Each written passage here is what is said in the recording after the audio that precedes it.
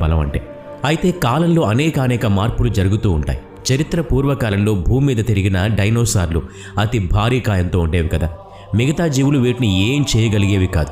అయితే వాటికి ఆహార లభ్యత తగ్గిపోయినప్పుడు అవి జీవించడం కోసం జరిగిన మార్పుల్లో భాగంగా వాటి ఆకారం చిన్నగా అయింది.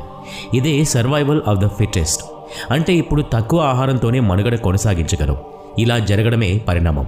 ధ్రువపు ఎలుగుబంట్లు చలిని తట్టుకుని బతకాలి కనుక వాటి శరీరంపై దట్టమైన వెంట్రుకలున్నాయి. కాబట్టి వాటి శరీరం వెచ్చగా ఉంటుంది. అయితే ఏనుగులు, మనుషులు, ఇంకా మరికొన్ని జంతువులు చూడండి, ఏదో నామమాత్రపు వెంట్రుకలే ఉంటాయి.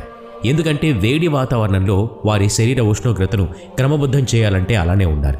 జీవపరిణామ వృక్షాన్ని మళ్ళీ చూడండి. కాలంలో వెనక్కి వెళుతూ గమనించండి.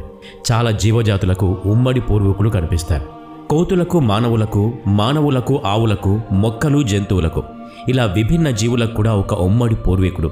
ఆ వివిధ పూర్వీకుల